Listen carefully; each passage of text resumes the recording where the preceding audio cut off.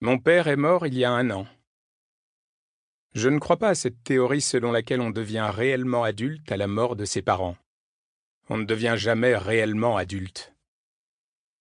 Devant le cercueil du vieillard, des pensées déplaisantes me sont venues.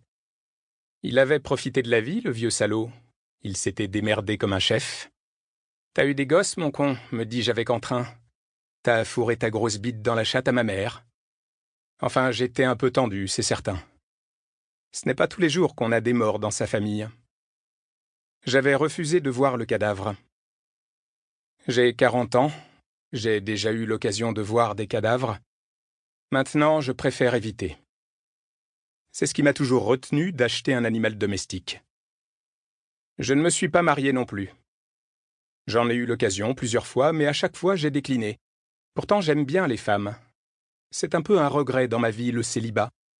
C'est surtout gênant pour les vacances. Les gens se méfient des hommes seuls en vacances à partir d'un certain âge. Ils supposent chez eux beaucoup d'égoïsme et sans doute un peu de vice. Je ne peux pas leur donner tort. Après l'enterrement, je suis rentré à la maison où mon père avait vécu ces dernières années. Le corps avait été découvert 1 semaine auparavant. Déjà, près des meubles et dans le coin des pièces, un peu de poussière s'était accumulée. Dans l'embrasure d'une fenêtre, j'aperçus une toile d'araignée. Le temps, donc, l'entropie et toutes ces choses prenaient doucement possession de l'endroit. Le congélateur était vide.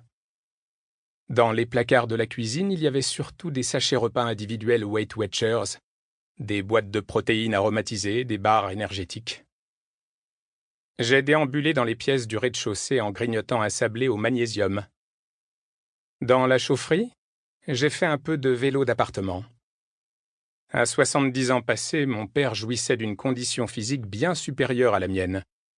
Il faisait 1 heure de gymnastique intensive tous les jours, des longueurs de piscine 2 fois par semaine.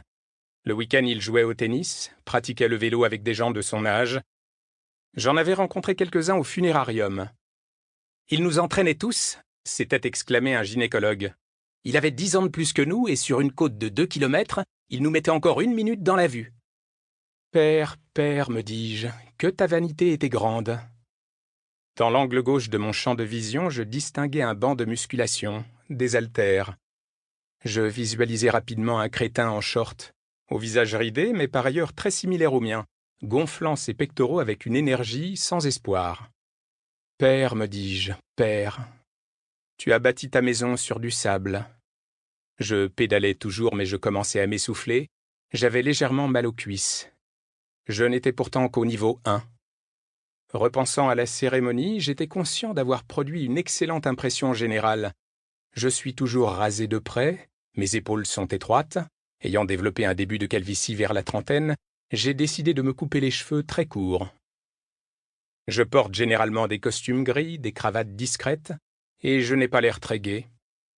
Avec mes cheveux ras, mes lunettes fines et mon visage renfrogné, baissant légèrement la tête pour écouter un mix de chants funéraires chrétiens, je me sentais très à l'aise dans la situation, beaucoup plus à l'aise que dans un mariage, par exemple. Les enterrements, décidément, c'était mon truc. Je m'arrêtais de pédaler, toussais légèrement. La nuit descendait sur les prairies environnantes. Près de la structure de béton dans laquelle s'encastrait la chaudière, on distinguait une tache brunâtre imparfaitement nettoyée. C'est là qu'on avait retrouvé mon père, le crâne brisé, vêtu d'un short et d'un sweatshirt, I love New York. La mort remontait à 3 jours selon le médecin légiste. On aurait pu, à l'extrême rigueur, conclure à un accident. Il aurait pu glisser sur une flaque d'huile ou je ne sais quoi. Cela dit, le sol de la pièce était parfaitement sec. Et le crâne était fendu à plusieurs endroits. Un peu de cerveau s'était même répandu sur le sol. On avait plus vraisemblablement affaire à un meurtre.